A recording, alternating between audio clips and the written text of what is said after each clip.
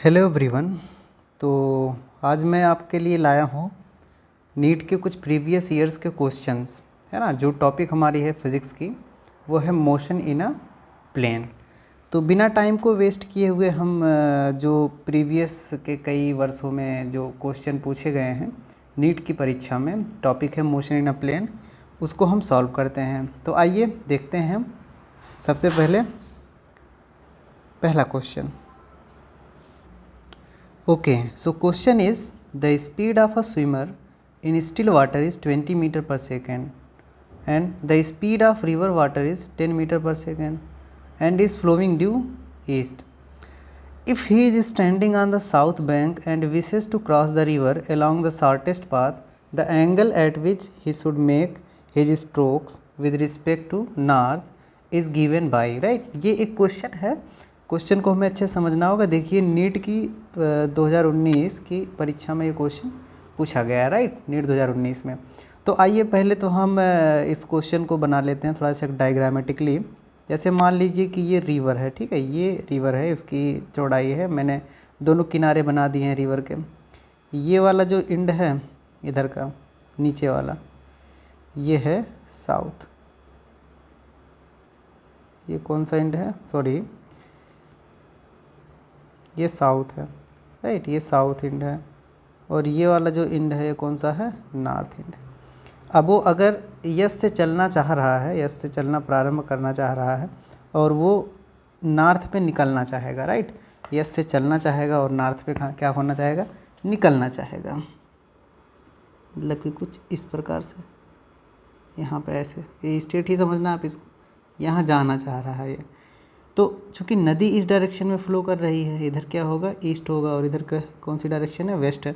तो इस डायरेक्शन में फ़्लो हो रही है, तो इसलिए इसको क्या करना पड़ेगा कि ये कुछ एंगल बनाते हुए इस डायरेक्शन में इसे जाना पड़ेगा, है ना। कुछ एंगल बनाते हुए, मान लीजिए वो एंगल कितना है, थीटा है।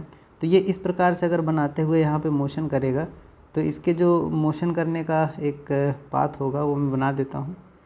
तो कुछ लगभग ऐसे ऐसे करते हुए फिर यहाँ पे ऐसे पहुँच जाएगा। क्यों?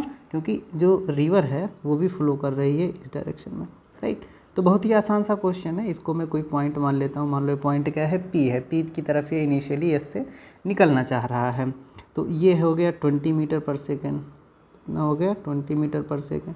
और ये कितना है, 10 मीटर पर सेकेंड। तो ये एंगल ही हमें बताना है कितना है।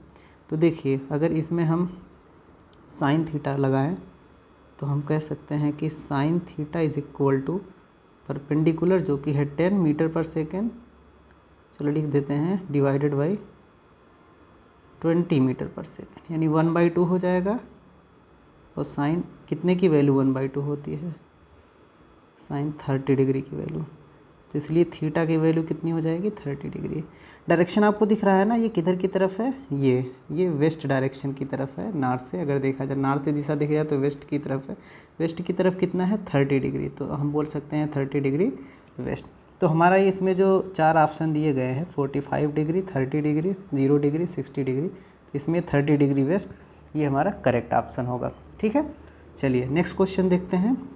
अगला क्वेश्चन हमारा क्या है, when an object is shoot from the bottom of a long smooth inclined plane kept at an angle 60 degree with horizontal, it can travel a distance x1 along the plane, right, but when the inclination is decreased to 30 degree and the same object is shoot with the same velocity, it can travel x2 distance, then x1 ratio x2, ये आप कितना हो गया आपको find out करना है। ये भी नीट की परीक्षा 2019 में पूछा गया सवाल है। तो पहले तो हम इसका एक डायग्राम ड्रॉ कर लेते हैं ना। इस क्वेश्चन को सॉल्व करने के लिए एक डायग्राम हम ड्रॉ कर लेते हैं। और डायग्राम के लिए पहले हम क्या करते हैं, एक इंक्लाइंड प्लेन ही बना लेते हैं।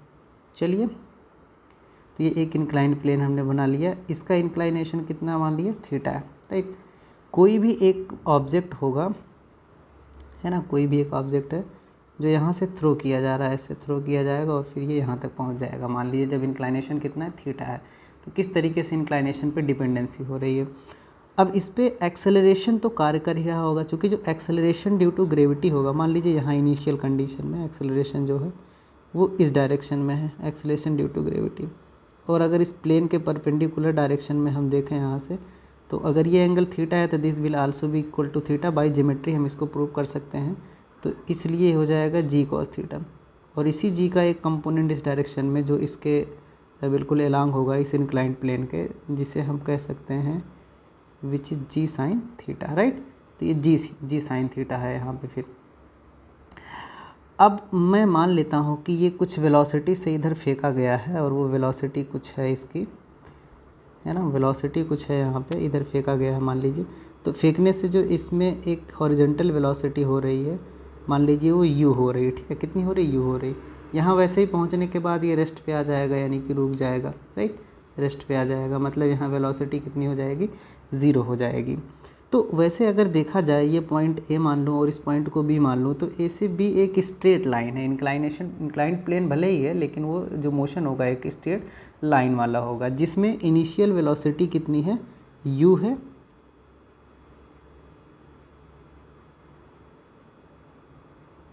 कितनी है? u है।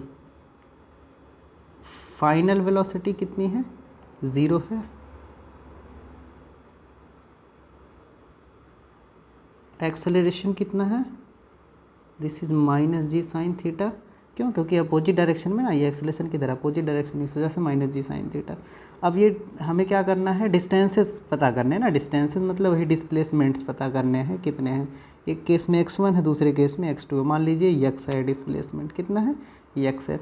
तो मोशन का अगर हम यहाँ पे स्ट्रेट लाइन मोशन, क्योंकि जी साइन थीटा, थीटा तो बदल नहीं रहा है, थीटा इंक्लाइनेशन बना हुआ है, इसका मतलब एक्सेलरेशन नहीं चेंज हो रहा है, कांस्टेंट एक्सेलरेशन से बॉडी मोशन कर रही है।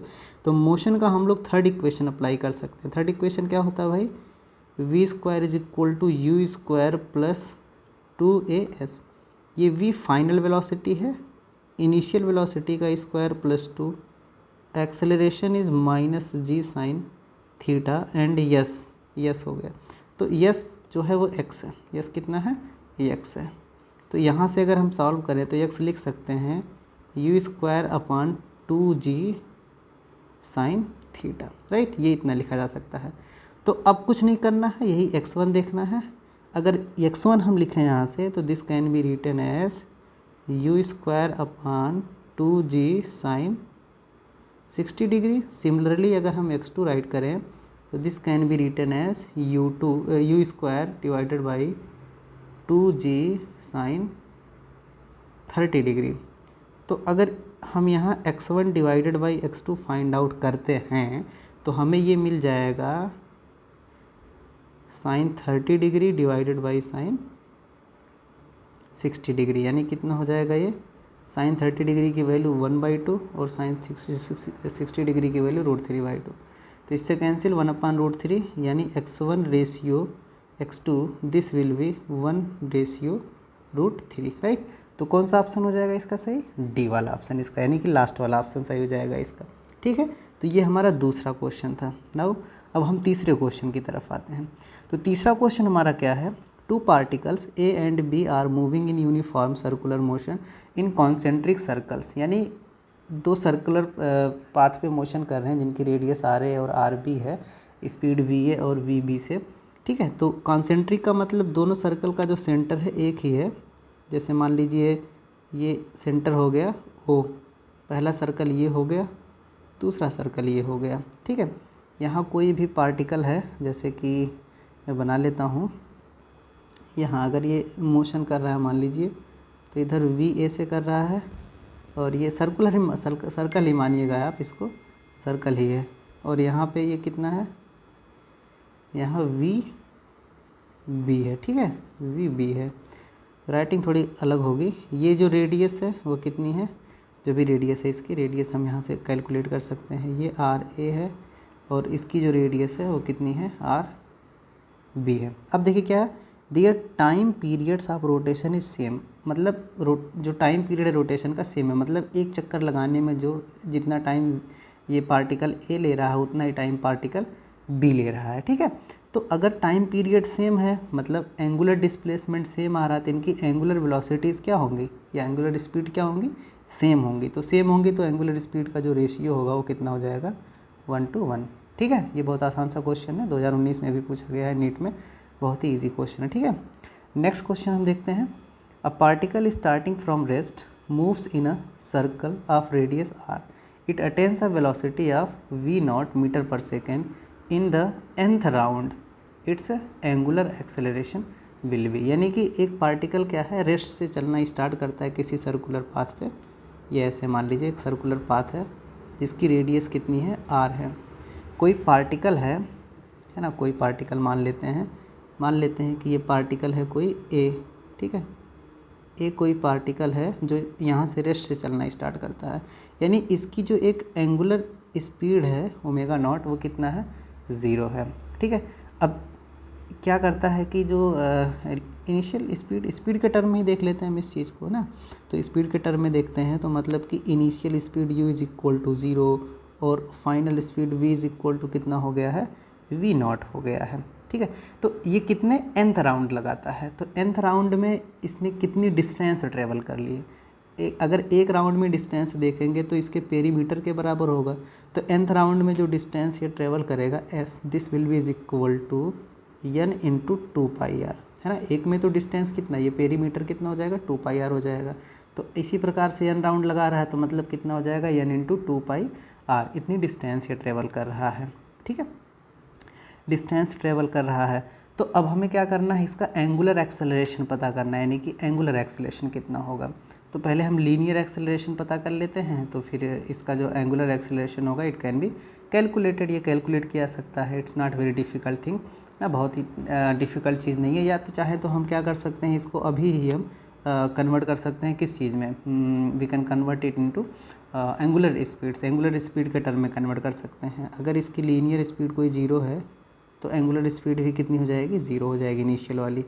यहाँ देखो एक रिलेशन होता है v is equal to omega into r, तो यहाँ से omega can be written as v divided by r। तो इसलिए अगर यहाँ पे ओमेगा इसको हम लिखें यहाँ से ना, इसके सापेक्ष में हम ओमेगा लिखें कि इसकी जो फाइनल वेलोसिटी हो जाएगी nth राउंड के बाद जो अटेन करेगा ओमेगा होगा, तो ये हो जाएगा v0 डिवाइडेड बाई r। हो गया भाई, v0 डिवाइडेड बाई r। अब जो इसका एक एंगुलर डिस्प्लेसमेंट इसमें आएगा, एक राउंड में 2π का एंगुलर डिस्प्लेसमेंट आता है, तो n राउंड में हो जाएगा इसका फिर 2nπ, राइट। कितना हो जाएगा फिर यहाँ से 2nπ या n इंटू 2π, तो 2nπ हो जाएगा। अब हमें ये पता करना है, ठीक है। तो देखिए काइनेमेटिक्स ऑफ रोटेशनल बॉडी, कोई बॉडी जो रोटेशन मोशन में है उसका काइनेमेटिक्स होता है। तो इसमें हम जो है अप्लाई करते हैं थर्ड, तो थर्ड वाला क्या हो जाएगा, omega square will be is equal to omega not square plus 2 into alpha into theta, जहाँ पे अल्फ़ा क्या है, एंगुलर एक्सेलरेशन है, ठीक है। ये अल्फ़ा एंगुलर एक्सेलरेशन है, ये आपको समझना होगा। अल्फ़ा जो है एंगुलर एक्सेलरेशन है। तो omega square is will be is equal to v0 square divided by r square, ये तो 0 हो गया, plus 2 alpha into 2nπ, right. कितना हो गया, 2nπ हो गया। तो यहाँ से अल्फ़ा की वैल्यू को हमें कैलकुलेट करना है, 2 2 ज़ा 4 हो गया, बाकी ये पाई वगैरह है n है, तो हम इसको इस तरफ क्या करते हैं, ट्रांसफ़र कर लेते हैं। तो v0 square divided by 4nπ r square, this is equal to alpha, right. v0 square divided by 4nπ r square, तो ये क्या मिल गया हमें, यहाँ से अल्फ़ा मिल गया, है ना। हमें यहाँ से क्या मिल गया, alpha. Is there any option like this, is there,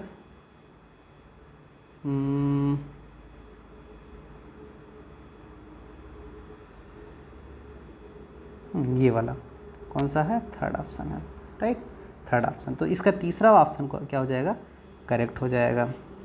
चलिए अगला क्वेश्चन हम लोग देखते हैं। तो अगला क्वेश्चन हमारे पास क्या है, the x and y coordinates of the particle at any time are x is equal to 5t minus 2t square and y is equal to 10t respectively, where x and y are in metres and t in seconds. The acceleration of the particle at t is equal to 2 second, 2 second पे particle में acceleration क्या है, ये हमें calculate करना है। तो अगर ये x और y के टर्म में गिवन है, मतलब कोई प्लेन x और y प्लेन में मोशन कर रहा है, तो इसके हम पोजीशन वेक्टर को ऐसे राइट कर सकते हैं, it can be written, x component इसका कितना है 5t माइनस 2t स्क्वायर, है ना, ये आई कैप लिख दिया हमने यहाँ से, प्लस वाई कंपोनेंट इसका लिख दिया मैंने यहाँ से 10t जे कैप, राइट, ये इतना हो गया फिर। तो ये आर हो गया, पोजीशन वेक्टर हो गया। अब हमें एक्सेलरेशन पता करना है तो पहले हमें वेलोसिटी वेक्टर पता करना पड़ेगा। Therefore velocity vector which can be written as d D T of position vector, यानी पोजीशन वेक्टर का टाइम के रिस्पेक्ट में हम डिफ्रेंशिएट कर लेते हैं तो पता हो जाएगा। तो चलिए डिफ्रेंशिएट करते हैं। 5t का डिफ्रेंशिएशन हो जाएगा 5 माइनस 2t का हो जाएगा ये 2t स्क्वायर का हो जाएगा, this will be is equal to 4t, right. तो 5 माइनस 4t आई कैप प्लस 10t का हो जाएगा 10, this will be j cap. तो ओवरऑल ये हो गया क्या v। अगर हम यहीं से एक्सेलरेशन निकालें, एक्सेलरेशन वेक्टर, तो this will be is equal to d D T of velocity vector, है ना, d D T of velocity vector. तो अब इसका हम यहाँ से कैलकुलेट कर लेते हैं, तो this will become -4 i cap. बाकी देखो ये 5 क्या है, ये टी पे डिपेंड नहीं कर रहा, कांस्टेंट, इनका डिफरेंशिएशन 0 हो जाएगा। तो -4 i cap, this will be the acceleration. तो देखो ये जो एक्सेलरेशन है ये आई डायरेक्शन में है और वो वैल्यू कितनी है -4 है। It does not depends on T, तो टाइम कुछ भी हो तो वो कांस्टेंट बना रहेगा, एक कांस्टेंट एक्सेलरेशन है। तो इस वजह से 2 सेकंड पे भी एक्सेलरेशन कितना होगा -4 मीटर पर सेकंड स्क्वायर। तो हमारा कौन सा ऑप्शन इसमें करेक्ट हो जाएगा, ये -4 मीटर पर सेकंड स्क्वायर। 2017 में नीट में क्वेश्चन में पूछा गया है, ठीक है। नेक्स्ट देखते हैं हम, अगला क्वेश्चन हमारा क्या है। If the magnitudes of sum of two vectors is equal to the magnitude of difference of the two vectors, the angles between these vectors, right. देखिए यानी कि दो वेक्टर के जो मैग्नीट्यूड्स हैं उनका जो सम है, दो वेक्टर के डिफरेंस के, the magnitude of sum of two vectors, तो वेक्टर के सम का मैग्नीट्यूड, मतलब कहने का मतलब ये है, ये ऐसा कहना चाहते हैं कि vector A plus vector B, इनका जो मैग्नीट्यूड है this is equal to the magnitude of vector A minus vector B. तो ए और बी के बीच का एंगल कितना है ये आपको पता करना है, राइट, ये पता करना है दोनों वेक्टर के बीच का एंगल कितना है। तो अगर आपको पता है पहले से तो आप उसको बता सकते हैं, अदरवाइज इसको सॉल्व कैसे करेंगे वो आप देखिए। दोनों साइड का हम क्या करते हैं, स्क्वायर कर देते हैं, मतलब अगर ये इस तरीके से इक्वल है तो स्क्वायर के फॉर्म में भी इक्वल होंगे। स्क्वायर के फॉर्म में होंगे तो इन्हें लिखा जा सकता है vector A plus vector B dot vector A plus vector B. इन्हें कैसे लिखा जा सकता है, vector A minus vector B और vector A minus vector B, ठीक है। तो इनका डॉट प्रोडक्ट हम करते हैं, तो डॉट में क्या हो जाएगा फिर, ये vector A dot vector A plus A से बी में हो जाएगा, तो vector A dot vector B plus B से इसमें हो जाएगा, तो vector B dot vector A plus vector B dot vector B is equal to, इसका करते हैं सिमिलरली, इसका हो जाएगा vector A dot vector A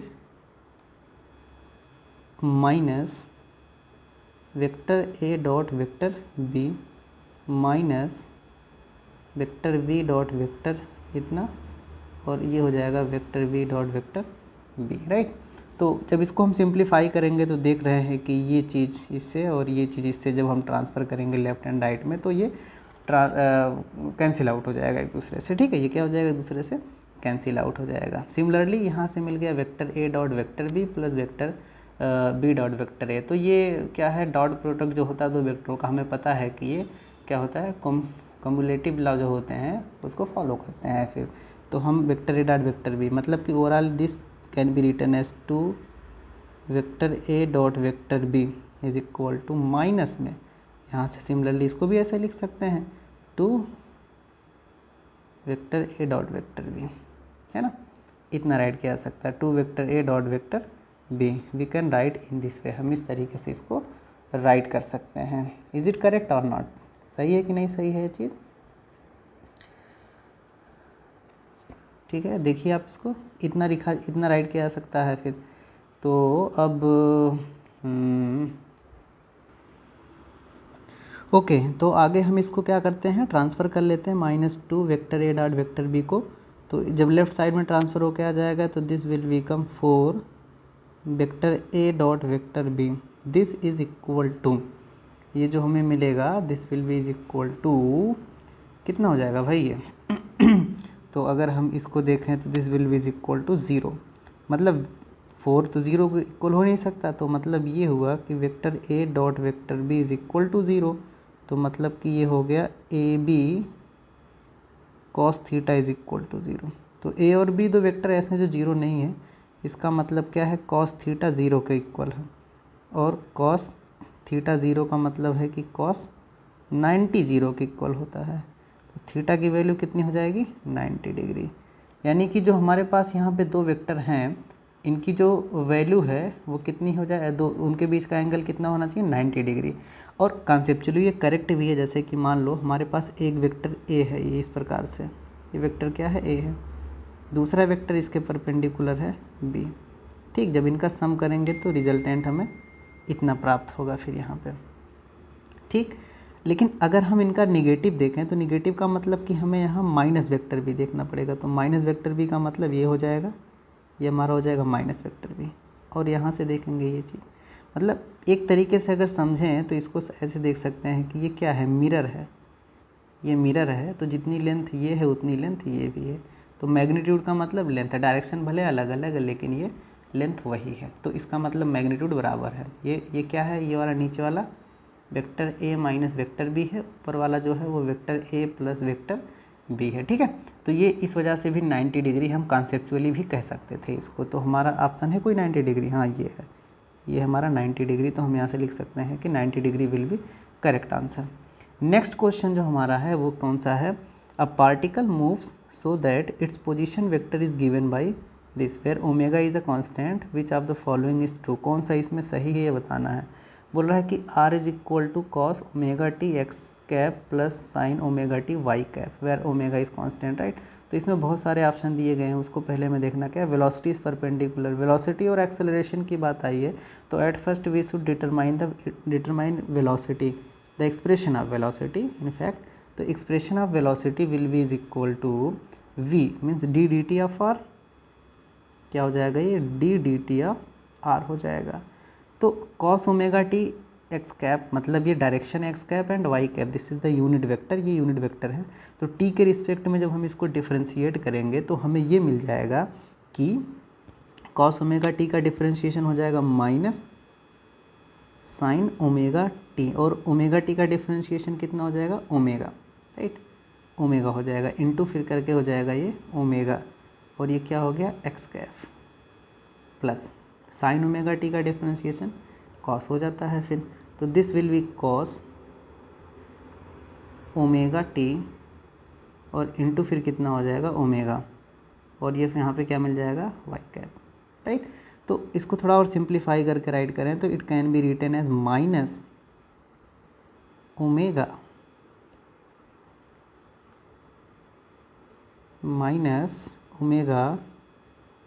common कर लेते हैं sine omega T x cap plus cos omega t y cap, ठीक। ये मिल गया। एक्सेलरेशन निकालेंगे तो acceleration can be written as d D T of vector v, है ना, ऐसे राइट किया सकता है। तो ओमेगा को तो आप बाहर ही रहने दो, जब इसका डिफ्रेंशिएशन हम लेंगे किसका साइन ओमेगा टी का, then it will again be is equal to cos, यानी कि क्या हो जाएगा ये कॉस ओमेगा इंटू ये चीज़ होगा omega cos omega T x cap plus plus क्या माइनस हो जाएगा, जब इसका हम कॉस कर लेंगे तो minus omega sine omega t y cap, तो इसका हो जाएगा। तो यानी कि इसको अगर हम देखें तो this can be written as omega square ना, ओमेगा फिर कॉमन हो जाएगा cos omega T x cap, मतलब कि वही जो हमारा आर वेक्टर था ये इस तरीके से इतना लिखा जा सकता है ओमेगा स्क्वायर आर, ठीक है। तो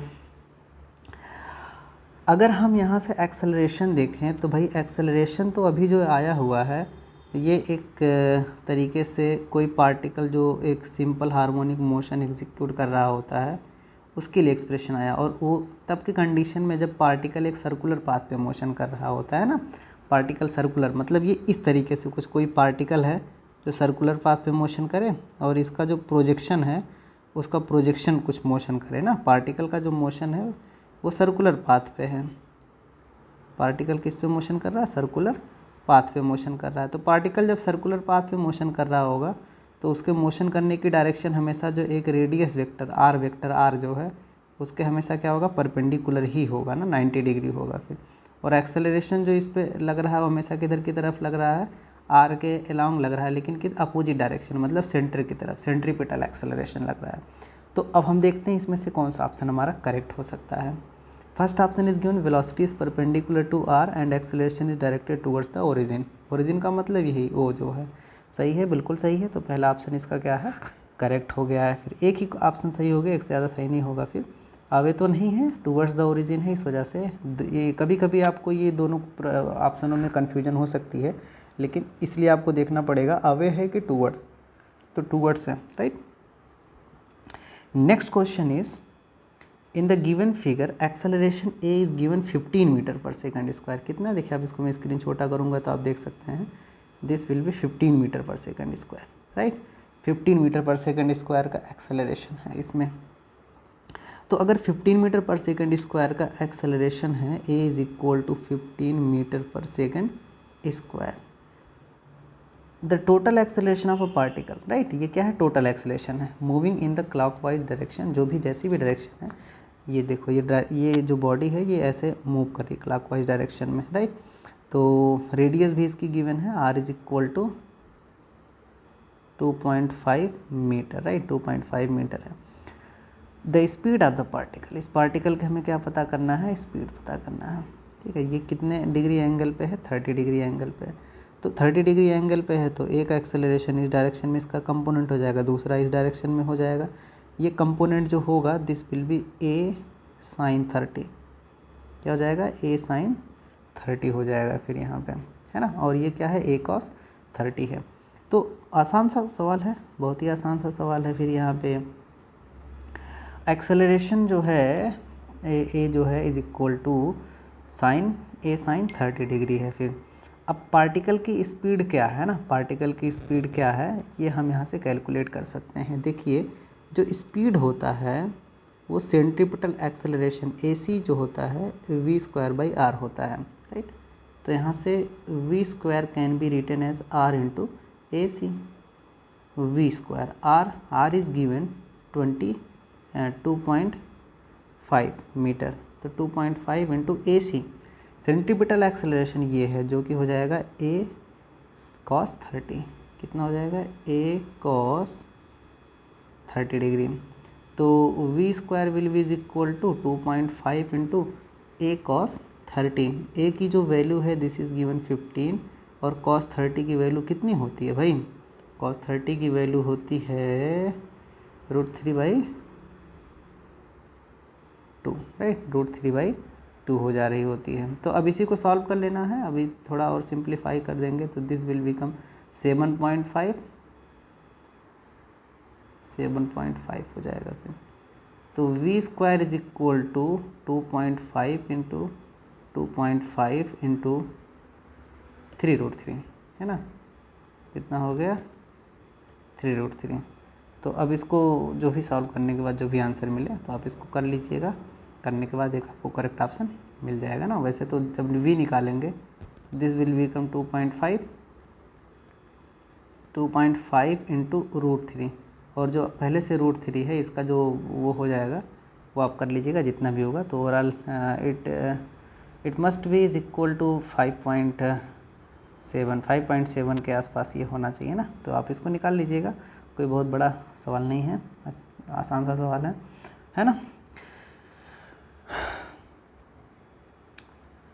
आगे देखते हैं next question. If vectors a is equal to इतना and vector b is equal to ये भी कितना है? 2 है, ठीक है, ω/t/2, राइट। तो are functions of time then the value of t at which they are orthogonal to each other. Orthogonal का मतलब होता है परपेंडिकुलर, राइट। क्या है? परपेंडिकुलर है। तो अगर ये दोनों जो हैं वेक्टर परपेंडिकुलर हैं तो इन दोनों वेक्टरों का जो कौन सा प्रोडक्ट होता है?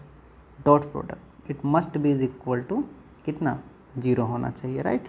तो अगर दो वेक्टर परपेंडिकुलर हैं एक दूसरे के, इनका डॉट प्रोडक्ट 0 होना चाहिए, तो डॉट प्रोडक्ट निकालते हैं फिर हम यहाँ से, vector A dot vector B is equal to 0 हो, टी की किस वैल्यू के लिए 0 होगा ये हमें सॉल्व करना है। तो cos omega T I cap, तो आई कैप का आई कैप के साथ मल्टीप्लाई करेंगे तो मिलेगा cos omega t into cos omega t by 2 plus similarly ऐसे ही मिल जाएगा ये sine omega t into sine omega t by 2 is equal to 0। ये एक्सप्रेशन हो जाता है कॉस सी माइनस डी का, तो it can be written as cos C बोले तो ये वाला और डी ये चीज़ है, तो omega t minus omega t by 2 this is equal to 0। ये कितना हो गया, 0 हो गया। फिर यहाँ पे ओवरऑल कह सकते हैं कि cos omega t by 2 is equal to 0, मतलब इस ब्रैकेट के अंदर की क्वांटिटी को सिंप्लीफाई करेंगे तो ओमेगा टी बाई 2 ही मिलेगा, इज इक्वल टू 0। तो cos omega t by 2 is equal to 0 अगर है, मतलब कि 0 जो होती है कॉस पाई बाई 2 की वैल्यू होती है, एटलीस्ट कितनी होती है, पाई बाई 2, तो कॉस पाई बाई 2, यानी कंपेयर करेंगे जब हम यहाँ से तो omega t by 2 is equal to pi by 2, तो यानी कि जो टी की वैल्यू निकालेंगे this will be is equal to pi by omega, कितना हो जाएगा, पाई बाई ओमेगा, यानी कि पहला वाला ऑप्शन इसका करेक्ट हो जाएगा। ठीक है, समझ में आ रहा होगा आई होप कि चीज़ आर्थोगोनल का मतलब इसमें मुख्य पॉइंट क्या है, आर्थोगोनल, अगर आर्थोगोनल है तो ये चीज़ हो जाएगा परपेंडिकुलर। नेक्स्ट क्वेश्चन क्या है, a ship A is moving westwards with the speed of 10 kilometre per hour and a ship B 100 kilometre south of A is moving northwards with the speed of 10 kilometre per hour, the time after which the distance between them become shortest. ना आपको एक time बताना है जब उनके बीच की जो distance है वो क्या हो जाएगी, बहुत ही शॉर्टेस्ट हो जाएगी। मतलब क्या है, पहले इस क्वेश्चन को और ध्यान से पढ़ते हैं। A ship A is moving westwards with the speed of इतना and a ship B 100 kilometre south. जैसे कि अगर मान लीजिए कि एक कोई शिप है यहाँ पे जो है ए, ये इधर की तरफ मूव कर रहा है 10 किलोमीटर पर आवर की स्पीड से, एक दूसरी शिप है यहाँ जो इससे 100 किलोमीटर की दूरी पे है, ये भी इसकी तरफ आ रही है, कितनी स्पीड से आ रही है, फिर ये नॉर्थवर्ड डायरेक्शन में 10 किलोमीटर पर आवर, कितनी स्पीड से आ रही है, 10 किलोमीटर पर आवर की स्पीड से ऐसे आप अप्रोच कर रही है इसकी तरफ यहाँ पे। तो वो टाइम आपको बताना है जब ये दोनों एक दूसरे से शॉर्टेस्ट डिस्टेंस पे होंगे। तो शॉर्टेस्ट का मतलब इनका रिजल्टेंट वेक्टर हम कैलकुलेट कर लेते हैं। तो रिजल्टेंट कैलकुलेट करने के लिए ये बहुत ही आसान सी चीज़ हो जाएगी। रिजल्टेंट कैसे कैलकुलेट करेंगे इसका हम यहाँ पे, जैसे कि मान लीजिए कुछ टाइम ये जो है ट्रैवल कर चुका आगे और ये कुछ टाइम ये ट्रैवल कर चुका आगे, फिर यहाँ पे है ना, अभी तो जो डिस्टेंस है 100 किलोमीटर है, कितनी गैपिंग है अभी यहाँ इनके बीच की, 100 किलोमीटर है। ठीक है, 100 किलोमीटर है। तो अब अगर हम इनके बीच की रिलेटिव स्पीड देखें तो रिलेटिव स्पीड बहुत ही इजीली कैलकुलेट किया जा सकता है। मान लीजिए ये कुछ डिस्टेंस यहाँ पे ऐसे ट्रैवल कर चुका है और ये भी कुछ डिस्टेंस यहाँ पे ट्रैवल कर चुका है। ठीक है, इक्वल डिस्टेंस ट्रैवल कर चुके हैं, कितने, equal distance, right, equal distance ये ट्रैवल कर चुके हैं। तो जब ये इक्वल डिस्टेंस ट्रैवल कर चुके होंगे तो ऐसी सिचुएशन में अगर मान लीजिए कि जो बी वाला है वो यहाँ पे आ गया है और ए यहाँ पे पहुँच गया कहीं पे, तो इनको अगर हम एक लाइन से ड्रॉ करें तो ये चीज़ इनके बीच की अब ये इतनी गैपिंग हो गई है और ये गैपिंग मिनिमम हो, है ना, ये गैपिंग कितनी हो, मिनिमम हो, ये गैपिंग मिनिमम हो तो फिर देख लेते हैं कितना ये डिस्टेंस कितना होना चाहिए। तो मिनिमम होने का मतलब ये है कि जब ये दोनों साइड इक्वल होंगे, है ना, and both side will be equal to each other and the gapping will be minimum, the speed is same. तो ये कितना होना चाहिए, मतलब गैपिंग तो 100 मीटर ही थी, 100 मीटर यहाँ से, तो ये आधा चल गया हो पूरा यहाँ पे, मतलब आधा, मतलब 100 का आधा कितना हो गया, 50। तो 50 कितने टाइम में चल गया, बहुत आसान है कैलकुलेट करना। डिस्टेंस 50 है और टाइम लग रहा है 10, स्पीड है 10 किलोमीटर पर आवर, 50 किलोमीटर है, तो कितना हो जाएगा, 5 आवर।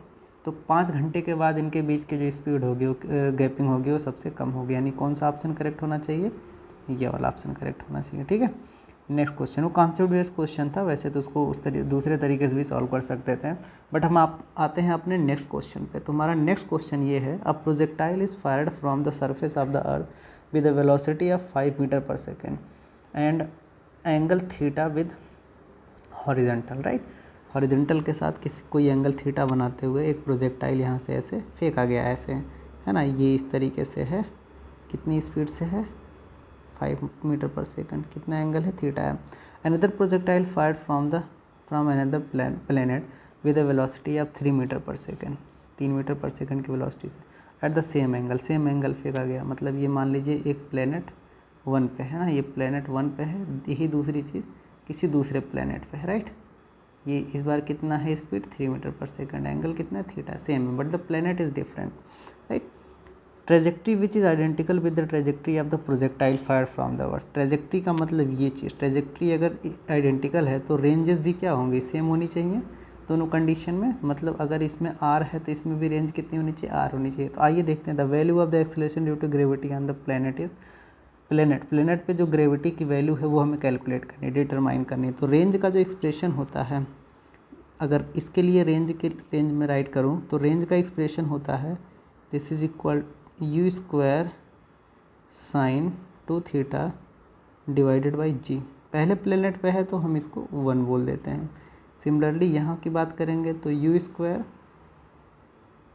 साइन 2 थीटा, इसको 1 बोल देते हैं, इसे क्या बोल देते हैं, 2 बोल देते हैं, डिवाइडेड बाई जी2। तो एंगल तो सेम है, केवल इनिशियल वेलोसिटी जो है वो डिफरेंट है, राइट। इनिशियल वेलोसिटी डिफरेंट है, जी2। तो अब हमें यहाँ जी2 की वैल्यू कैलकुलेट करनी है।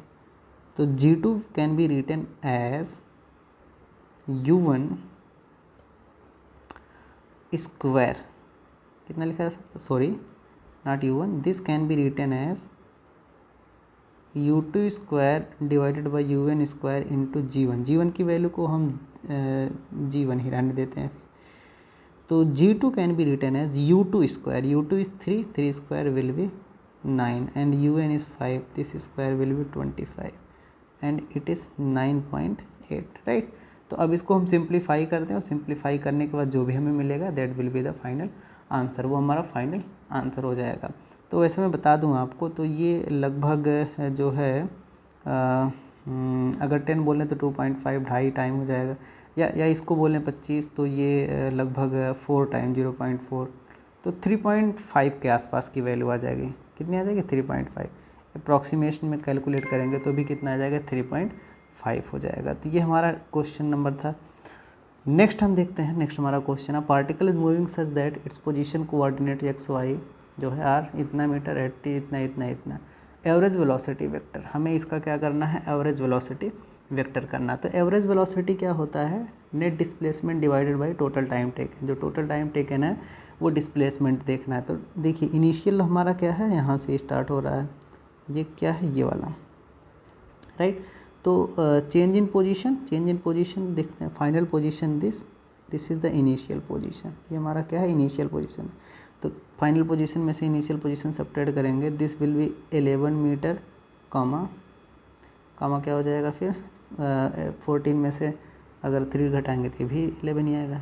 तो ओवरऑल 11 आई कैप प्लस 11 जे कैप, क्योंकि x जो है डायरेक्शन में आई कैप यूनिट वेक्टर राइट करते हैं, y डायरेक्शन में जे कैप। तो वेक्टर के फॉर्म में इसको लिख दिए। हमारा क्या हो गया, वेक्टर r हो गया। r का बोले तो कह सकते हैं डिस्प्लेसमेंट वेक्टर हो गया, हमारा डिस्प्लेसमेंट वेक्टर हो गया। फिर यहाँ पे इतना, अब टाइम जो है 5 है, तो इस वजह से जो एवरेज वेलोसिटी हो जाएगा displacement divided by time, right. तो 5 से डिवाइड कर देंगे तो this must be is equal to 11/5 divided by plus I cap plus J cap. Is there any option, yes, this is the option number 4, right. तो ये हमारा हो गया क्वेश्चन। नेक्स्ट देखते हैं, the velocity of a projectile at the initial point A इतना at point B पे velocity कितनी होनी चाहिए, ये हमें देखना है। अगर पॉइंट ए पे जो वेलोसिटी है this is given 2i cap plus 3 J cap, तो इस पॉइंट बी पे वेलोसिटी कितनी होनी चाहिए। देखिए इसमें क्या है, इसकी अपनी एक हॉरिजॉन्टल वेलोसिटी होगी जो कि कितनी है 2i कैप, और यहाँ एक वर्टिकल वेलोसिटी है which is equal to 3 J cap. Horizontal तो अब भी इसके पास वही बनी हुई है, कितनी है 2i कैप, लेकिन वर्टिकल इस डायरेक्शन में हो गई है, वर्टिकल इस डायरेक्शन में हो गई। तो वर्टिकल का डायरेक्शन चेंज हुआ है, लेकिन जितनी वेलोसिटी वर्टिकल में इधर थी उतनी इधर ही है, मतलब कि ये अब हो गया 3j कैप। तो ओवरऑल इस डायरेक्शन पे अगर ये वेलोसिटी हम यहाँ देखेंगे, so this can be written as 2i cap minus 3j cap, right, 2i cap minus 3j cap. बहुत ही अच्छा क्वेश्चन है, 2i cap minus 3j cap, तो this will be the first option which will be correct. ठीक है, next question हम देखते हैं। Vector A B and C are such that vector A dot vector B is equal to 0 and vector A dot vector C is equal to 0।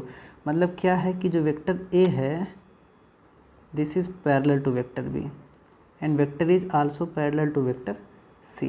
Vector A जो है B vector B के parallel है और vector A जो है सी के parallel है। Then the vector parallel to A, एक वेक्टर जो है वो जो ए के पैरेलल होगा वो कौन सा वेक्टर होगा?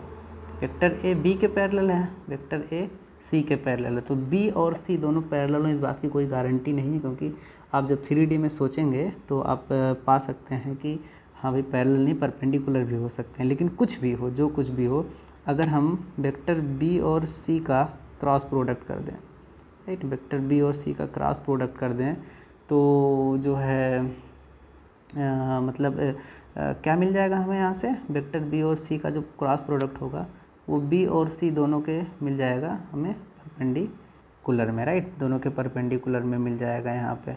तो वेक्टर ए के पैरेलल में अगर हम यहाँ से then the vector parallel to A, जो ए के पैरेलल हैं, अच्छा ओके, यहाँ एक मिस्टेक ये हुई है कि vector A dot vector B जो है 0 के इक्वल है, vector A dot vector C 0 के इक्वल है।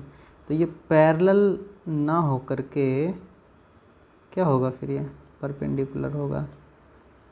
क्या होगा यहाँ पे? परपेंडिकुलर। तो वेक्टर ए बी के भी परपेंडिकुलर है, वेक्टर ए सी के भी परपेंडिकुलर है। ठीक है, वेक्टर ए बी के परपेंडिकुलर है और वेक्टर ए सी के भी परपेंडिकुलर है। तो अगर हम बी और सी का हम क्या करते हैं, एक क्रॉस प्रोडक्ट निकालते हैं, तो बी और सी दोनों के परपेंडिकुलर होगा। और बी और सी दोनों के परपेंडिकुलर कौन सा हमारा वेक्टर है? ए है। मतलब कि जो वेक्टर मिलेगा B cross C this will be parallel to vector A, है ना। तो मतलब कह सकते हैं vector A is parallel to vector B cross vector C, है ना। कॉन्सेप्चुअल क्वेश्चन है, इसको हम ऐसे ही सॉल्व कर सकते हैं। There is no need to any calculation, किसी कैलकुलेशन की जरूरत नहीं। तो vector B cross vector C this will be the correct answer. Next question is the horizontal range and the maximum height of a projectile are equal, है ना। किसी projectile की जो हॉरिजॉन्टल रेंज है, हॉरिजॉन्टल रेंज का expression क्या होता है?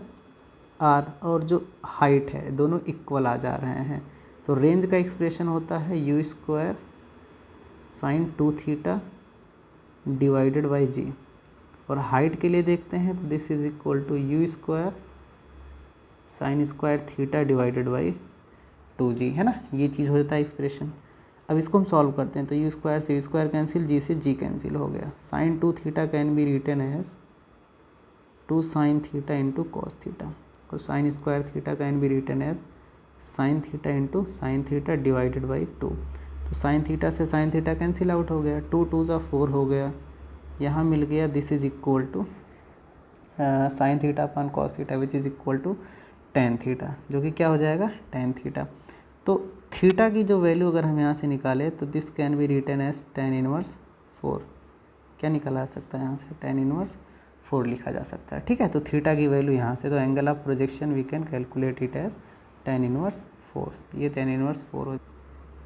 ओके, सो नेक्स्ट क्वेश्चन अपना हम देखते हैं। Next is a particle has initial velocity this, यानी कि ये जो इनिशियल वेलोसिटी है vector U this is given इतना, एंड एक्सेलरेशन मतलब एक्सेलरेशन वेक्टर ए गिवन है, and this is equal to T. तो वेक्टर टी नहीं लिखेंगे क्योंकि एक स्केलर क्वांटिटी होती है। मैग्नीट्यूड ऑफ वेलोसिटी, वेलोसिटी का मैग्नीट्यूड क्या होगा? तो पहले तो हम वेलोसिटी पता करेंगे, तो इसके लिए मोशन का फर्स्ट इक्वेशन अप्लाई करते हैं। Vector V is equal to क्या? Vector U plus vector A into T. तो vector V can be written as vector u which is equal to 2i cap plus 3j cap, है ना, plus vector a 0.3i cap plus 0.2 J cap plus T which is equal to 10, है ना, क्या है 10 है। मतलब हम एक स्केलर क्वांटिटी को एक वेक्टर क्वांटिटी में मल्टीप्लाई कर रहे हैं तो उसके हर एक कंपोनेंट में मल्टीप्लाई हो जाएगा। तो 10 से कर देंगे तो 3 i कैप और ये कितना हो जाएगा 2 जे कैप। फिर ऐड भी करना है तो ओवरऑल i कैप में ऐड हो जाएगा तो 5 i cap plus 5 J cap. तो this is the velocity vector. इसलिए अगर इसका मैग्नीट्यूड निकालें तो this will be is equal to 5 square plus 5 square, यानी कि 5√2 यूनिट्स। इतने यूनिट्स हो जाएगा फिर यहाँ पे इसका मैग्नीट्यूड वेलोसिटी का, जो भी यूनिट है, this will be the correct answer. Next question, a particle moves in a circle of radius 5 centimetre with constant speed and time period इतना। The acceleration of the particle का जो constant speed से कर रहा है तो इस पर सेंट्रीपिटल एक्सेलरेशन ही वर्क करेगा और कोई दूसरा एक्सेलरेशन इस पर कार्य नहीं कर रहा है। तो जब दूसरा एक्सेलरेशन नहीं कार्य कर रहा है और इसका टाइम पीरियड t जो कि होता है 2π/ω होता है फिर, यानी कि अगर यहाँ से ओमेगा देखें तो this will be is equal to 2π/t। कितना हो जाएगा 2π/t हो जाएगा फिर। अच्छा t तो हमें गिवन है, t गिवन है ना, तो 2π/t विच इज़ गिवन 0.2 पाई इतना सेकंड हो जाएगा। तो ओमेगा की वैल्यू ओवरऑल निकालेंगे तो पाई से पाई कैंसिल और ये हो गया 10, तो 10 रेडियन पर सेकंड इतना हो गया। फिर यहाँ पे r जो है it is given 5 centimetre. 5 centimetre को मीटर में कन्वर्ट करेंगे तो 5 × 10⁻² -2 मीटर हो गया। अब हमें क्या करना है, acceleration, centripetal acceleration AC which is equal to r × ω², right, ये हमें कैलकुलेट करना है। तो r की वैल्यू हो गई 5 × 10⁻², ओमेगा का स्क्वायर कर देंगे तो 100, इससे ये कैंसिल हो गया तो आ गया 5 मीटर पर सेकंड स्क्वायर, राइट। तो this will be the answer 5 metre पर second square, means the fourth option will be correct. Next question, हमारा जो अगला प्रश्न है वो क्या है, a missile is fired for maximum range with an initial velocity of 20 metre per second if g is equal to 10 metre पर second square, the range of missile is. Maximum range के लिए मिसाइल क्या किया गया, fire किया गया है। तो फिर मैक्सिमम रेंज मतलब कि आर मैक्स तभी होता है जब हम 45 डिग्री पे इसको फेंकते हैं, और 45 डिग्री फेंकने के बाद जो चीज़ हमें प्राप्त होती है वो यही होती है u²/g, ये होती है ना u²/g। अच्छा u²/g है तो हम देख लेते हैं फिर। u जो है 20 है, 20 का स्क्वायर करेंगे तो कितना हो जाएगा 400, g की वैल्यू 10 है तो कितना आ जाएगा 40 मीटर। तो बस आ गया ऑप्शन यहाँ पे 40 metre. Next question, a body is moving with velocity 30 metre पर second towards east, after 10 seconds its velocity becomes 40 metre पर second towards north, the average acceleration of the body is. अच्छा, इस question को solve करते हैं। A body is moving with velocity 30 metre पर second towards east, ऐसे है, किधर की तरफ जा रही है, कितनी है 30 मीटर पर सेकंड। इसके बाद फिर इसकी वेलोसिटी कितनी हो जाती है, बिकम्स 40 मीटर टूवर्ड्स नॉर्थ। अच्छा, इधर नॉर्थ की तरफ हो गया, फिर इधर यहाँ पे 10 सेकेंड के बाद इट बिकम्स 40 मीटर पर सेकंड। यानी कि अगर चेंज देखें वेलोसिटी में अगर हम चेंज देखें तो this will be is equal to 50 metre पर सेकंड।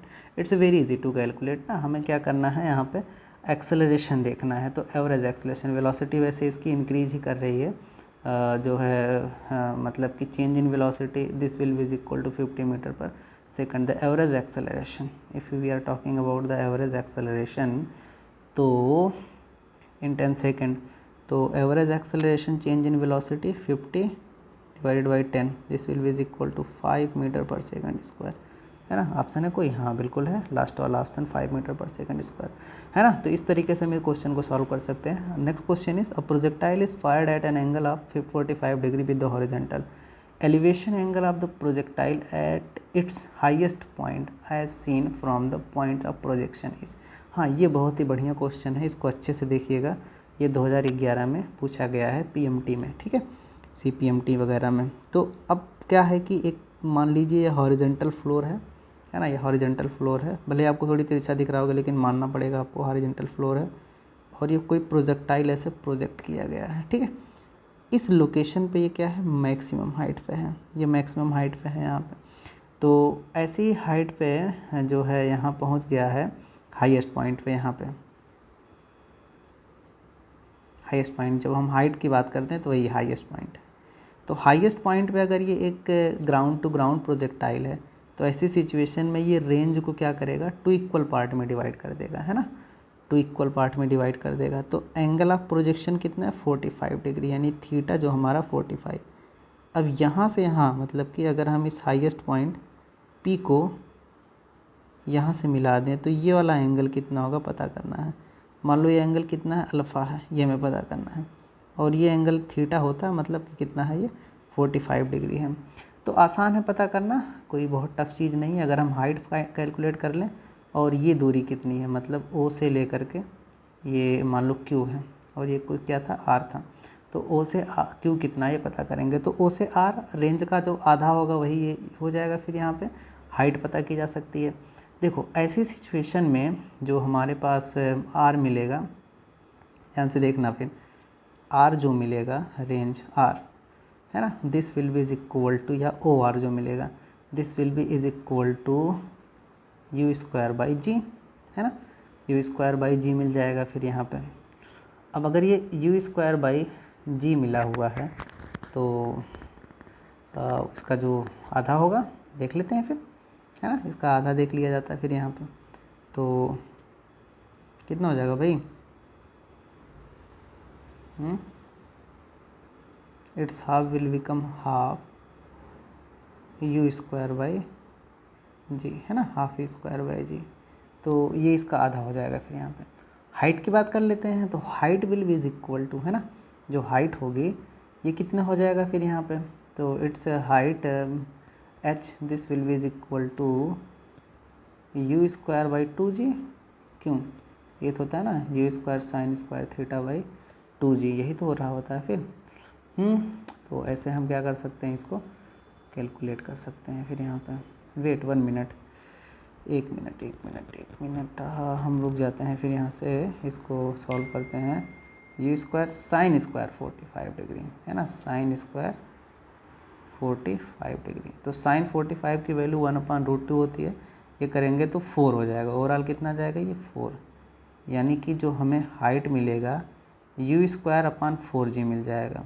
ठीक, तो ये U स्क्वायर अपान 4G और ये इतना है, तो दोनों को हम क्या करेंगे, ये हाइट है और ये चीज़ मिल गई, ठीक है, ये वैल्यू हो गई U स्क्वायर अपान 4G, और ये जो वैल्यू है this is equal to U square upon 2G, है ना, ये G था यहाँ पे, हाफ हो जाएगा ये चीज़, ये डिस्टेंस इसका हाफ हो जाएगा फिर रेंज का आधा। तो अब एंगल tan अल्फ़ा अगर निकालेंगे तो tan alpha will be equal to इतना अपान इतना, तो निकालेंगे ओवरऑल 1/2 हो जाएगा फिर यहाँ पे, है ना, कितना हो जाएगा 1/2। Alpha is equal to tan inverse 1/2, alpha की वैल्यू कितनी हो जाएगी, tan इनवर्स इतना हो जाएगा। तो है कोई ऑप्शन, यस बिल्कुल है, थर्ड ऑप्शन है, तो ये हमारा करेक्ट आंसर हो जाएगा फिर यहाँ पे, ठीक है। आइए नेक्स्ट क्वेश्चन हम देखते हैं। Next question is a particle has initial velocity इतना एंड हैज़ एक्सेलरेशन इतना, इट्स स्पीड आफ्टर 10 सेकंड। ये इस टाइप का क्वेश्चन अभी सॉल्व किया गया है, तो आप आसान सॉल्व करोगे आसानी से, आपको ये भी मिल जाएगा, और ये हो जाएगा 7√2 यूनिट्स, राइट, हाँ अभी सॉल्व किया गया था। नेक्स्ट क्वेश्चन देखते हैं। The speed of projectile at its maximum height is half of its initial speed, the angle of projection, the speed of a projectile at its maximum height is half of its maximum height. देखो projectile ध्यान से देखना, ये बहुत ही conceptual question है। जब ये maximum height पे है तो इसमें केवल एक हॉरिजॉन्टल स्पीड है, और वो बोल रहा है कि कितनी है, इनिशियल की हाफ है ना, इनिशियल की हाफ। इनिशियल अगर u है तो उसकी हाफ कितनी हो जाएगी, u/2 हो जाएगी। और ये क्या है यहाँ पे, मान लीजिए थीटा एंगल पे प्रोजेक्ट किया गया था, तो हाफ है मतलब क्या है, u cos थीटा। तो u cos थीटा की वैल्यू कितनी गिवन है, u/2 गिवन है, राइट, u से u cancel, cos theta is equal to 1/2, यानी cos theta is equal to cos कितने की वैल्यू होती है, 60 डिग्री। तो थीटा कितना आ गया फिर यहाँ से 60 डिग्री। बहुत ही आसान क्वेश्चन, यानी कि बस केवल 15-20 सेकंड का क्वेश्चन है, इसको हम सॉल्व कर सकते हैं। Next question is a particle moves in XY plane according to rule x is equal to a sin omega t and y is equal to a cos omega two, the particle follows. अभी भी इस type का question पहले solve किया गया था, तो उसमें पाया गया था कि वो पार्टिकल एक सर्कुलर पाथ में मोशन कर रहा है ना, तो ये चीज़ हो जाएगा क्या है, सर्कुलर पाथ में मोशन है, डायरेक्ट क्वेश्चन है। Next question is a particle shows distance time curve as shown in this figure, the maximum instantaneous velocity of the particle is around the point ना। तो क्या है, इंस्टेंटेनियस वेलोसिटी जो निकालते हैं हम लोग, v is equal to this is D D T of X. X का मतलब यहाँ जैसे डिस्टेंस है, तो एक्स जो है पोजीशन के साथ हम देखते हैं, या फिर डिस्टेंस के साथ टाइम क्या होता है। तो जहाँ पे स्लोप हमें बहुत ही ज़्यादा दिख रहा होगा ना, ठीक है, इस ग्राफ को अगर देखते हैं, जैसे पॉइंट बी है, तो यहाँ पे अगर हम देखें पॉइंट बी के इर्द गिर्द, तो ये स्लोप इस तरीके से दिखेगा, इतना थीटा दिखेगा, मतलब कि tan थीटा होता है ना। तो थीटा जिसका जितना ज़्यादा होगा tan थीटा उतना ही ज़्यादा होगा। पॉइंट सी पे देखें तो पॉइंट सी पे इतना है एंगल, डी पे देखें डी पे और कम हो गया, ए पे देखेंगे तो ए पे तो बहुत ही कम। तो ये सी पॉइंट ऐसा मिल रहा है हमें यहाँ पे जहाँ पे स्लोप इसका सबसे ज़्यादा दिख रहा है। तो पॉइंट सी ऐसा होगा जहाँ पे इसकी इंस्टेंटेनियस वेलोसिटी क्या होगी, मैक्सिमम होगी, यानी कि ये डी वाला ऑप्शन करेक्ट हो जाएगा। नेक्स्ट क्वेश्चन देखते हैं बेटा हम लोग। A particle of mass m is projected with velocity v making an angle of 45 degree with the horizontal, right. Projectile है मोशन, वही सेम चीज़ है। ये इस तरीके से फेंका जा रहा है यहाँ से, है ना, ये ऐसे ऐसे फेंका गया है यहाँ पे, मान लीजिए, ठीक। ये पॉइंट ओ से फेंका गया और ये यहाँ पे आ गया, तो ये मोशन करने की डायरेक्शन बिल्कुल यही होगी। इधर जब गिरेगा, यानी जितने एंगल से इधर फेंका जाएगा थीटा, उतने ही थीटा एंगल से क्या होगा, इधर की तरफ आके गिरेगा। फिर यहाँ से बोल सकते हैं उतना ही एंगल क्या होता है, फिर यहाँ पे इसके साथ बनाने लगता है, थीटा एंगल हो जाएगा फिर यहाँ पे। अच्छा, थीटा है तो when the particle lands on the level, यहाँ पे आ गया, मतलब ओ से चला और ए पे आ गया। Change in its momentum will B, इसके मोमेंटम में चेंज कितना होगा। तो देखते हैं इसमें मोमेंटम में बदलाव कितना हो रहा है। बेसिकली मोमेंटम जो इनिशियल है, इनिशियल मोमेंटम, अगर मान लीजिए इनिशियली ये वी वेलोसिटी से फेंका गया है, तो इस डायरेक्शन में जो मोमेंटम होगा this will be M V cos theta, और इस डायरेक्शन में जो मोमेंटम होगा एम वी साइन थीटा। भाई निकाल सकते हैं, वेक्टर का है, कोई वो रॉकेट चीज़ नहीं है। फिर ना इधर की डायरेक्शन में क्या है, हमें पता है कि इस डायरेक्शन में जो एम वी कॉस थीटा है वो बना रहता है एम वी कॉस थीटा, और इस डायरेक्शन का जो होगा केवल डायरेक्शन अपोजिट हो जाएगी, this will be minus M V sine theta, वो भी बना रहेगा सेम ही, minus M V sine theta. यानी इसका मोमेंटम फाइनल में क्या हो गया, minus M V sine theta, initial में एम वी साइन थीटा है। ये तो बना हुआ है, इसमें कोई चेंज नहीं है। तो change in momentum will be is equal to minus 2 M V sine theta. Theta बोले तो 45 डिग्री, और ये साइन 45 डिग्री की वैल्यू 1/√2। तो चेंज है तो मैग्नीट्यूड निकालते हैं हम लोग यहाँ पे। तो this will be overall 2 M V upon √2, मतलब कि overall √2 M V, this will be the change in momentum. है कोई ऑप्शन, पहला ही ऑप्शन है यहाँ पे एम वी √2, राइट। अगला क्वेश्चन देखते हैं। तो next question is a particle is starting from the origin 0,0 moves in a straight line in the XY plane, its coordinate at a later time are √3,3. The path of the particle makes with the x an angle of ना। तो ये coordinate बना लेते हैं, इसका angle कितना होगा वो देख लेते हैं। पहले कहाँ पे था, यहाँ पे था इनिशियली, 0,0 हमारा यही होगा ना, ये होगा 0,0। अब क्या है, इसका जो कोऑर्डिनेट होता है x एक्सिस पे √3 है और y एक्सिस पे कितना है, 3 है। यहाँ कहीं हो जाएगा, यहाँ कहीं हो जाएगा, ठीक है, यहाँ कहीं। तो ये कितना एंगल बना रहा है x एक्सिस के साथ, ये पता करना है। तो बहुत आसान है, ये है √3 और ये है 3। तो tan थीटा अगर इसमें अप्लाई करें तो this can be written as 3√3, right, 3/√3, मतलब कि this will be is equal to √3। तो tan कितने की वैल्यू √3 होती है, this is equal to tan 60। तो theta will be is equal to 60 degree, right, 60 degree हो जाएगा। तो ये हमारा 60 degree option will be correct. Next question, अगला प्रश्न क्या है, for angles of projection of a projectile at angle 45 minus theta and 45 plus theta, the horizontal range describe by the projectile are in the ratio right. तो हम क्या करते हैं, range देखते हैं पहली कंडीशन में, जब 45 माइनस थीटा है तो 45 माइनस थीटा देखते हैं कितना हो जाएगा, और 45 प्लस थीटा के लिए कितना होगा। तो R1 की वैल्यू हम निकालते हैं, तो यहाँ ये हो जाएगा u स्क्वायर साइन 2 थीटा होता है, यानी कि 2 into 45 minus theta divided by कितना होगा g, पहले क्वेश्चन में। दूसरा अगर रेंज निकालें तो this will be u square sine 2 45 plus theta divided by G, ये दूसरा हो गया। तो अगर हम R1 डिवाइडेड बाई R2 कर दें यहाँ पे, ठीक, तो g से g कैंसिल, इससे cancel, sine 90 minus theta, sine 90 minus theta जो होता है वो कॉस थीटा हो जाता है, divided sine 90 plus theta it is also is equal to cos theta. तो ये कितना आ गया, 1 आ गया। तो यानी कि R1 से R2 का जो रेशियो है दिस विल बी 1:1, राइट। तो उतना ही रहेगा, there will be no change in horizontal range, right. Next question is the vectors a and b are such that vector a plus vector b the angle between. इस type का question अभी भी हम लोग सॉल्व कर चुके हैं पहला स्टार्टिंग में ही, तो ये इसमें 90 डिग्री हो जाएगा, ठीक है। Next question, 2 boys are standing at the ends a and b of the ground where A B is equal to a।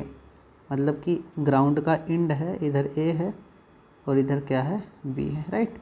यहाँ से यहाँ तक की जो गैपिंग है, यहाँ मान लो स्ट्रेट लाइन में है, तो ये जो गैपिंग है वो कितनी है, a है, राइट। हाँ, the boy at b starts running in a direction perpendicular to A B के परपेंडिकुलर डायरेक्शन, मान लो ऊपर की तरफ ये दौड़ना स्टार्ट कर रहा है यहाँ पे, ठीक है। वेलोसिटी कौन सी कितनी है इसकी, v1 है। The boy eight A starts running simultaneously with velocity v and catch the other in the time t। तो इसको क्या करना पड़ेगा, जो बॉय यहाँ पे है इसको इसकी डायरेक्शन में मूव करना पड़ेगा। मान लो क्या है, t टाइम के बाद मूव करते हैं ना, catches the other in t time. तो t टाइम में ये कितनी डिस्टेंस ट्रेवल कर लेगा v1 स्पीड से, और ये कुछ स्पीड है, मान लो ऐसे चला और यहाँ पे इसने कैच कर लिया इस पॉइंट सी पे कैच कर लिया। तो डिस्टेंस जो ट्रेवल किया होगा v1 इंटू टी किया होगा। इसने जो डिस्टेंस ट्रेवल की होगी वो कितनी की होगी, vt की होगी, v स्पीड से मान लिया चला। तो ये v हमें पता करना है कितना है, वेलोसिटी v।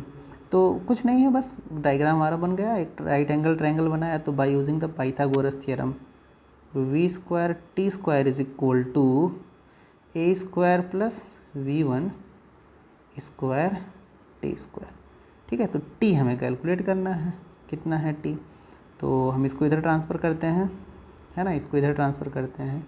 तो v square minus v1 square into T square is equal to a square. तो यहाँ से t की वैल्यू जब निकालेंगे तो this will be is equal to square root v square minus v1 square, है ना। तो इस तरीके से ऑप्शन मिल जाएगा। ये तो नहीं है, ये भी नहीं है, ये भी नहीं है, ये वाला है, ठीक है, ये वाला है। जब इसको लिखेंगे तो इस फॉर्म में आ जाएगा। तो D option will be correct, है ना। इसको इस तरीके से भी लिख सकते हैं फिर हम लोग। अच्छा, अगला क्वेश्चन देखते हैं। A stone tied to the end of a string of 1 meter long is reeled in a horizontal circle with a constant speed. If the stone makes 22 revolutions in 44 second, 22 revolutions है, right. 22 revolutions तो मतलब कि जो omega है, are तो पहले हमें कितना गिवन है, 1 मीटर, है ना। अगर ये स्टोन बात के घुमाया जा रहा है ऐसे, तो सर्कुलर पाथ पे घूमेगा, तो इसकी जो रेडियस होगी स्ट्रिंग की लेंथ की इक्वल होगी 1 मीटर। तो बात सबके समझ में आ रही होगी, कोई टफ चीज़ नहीं है। R is equal to 1 metre.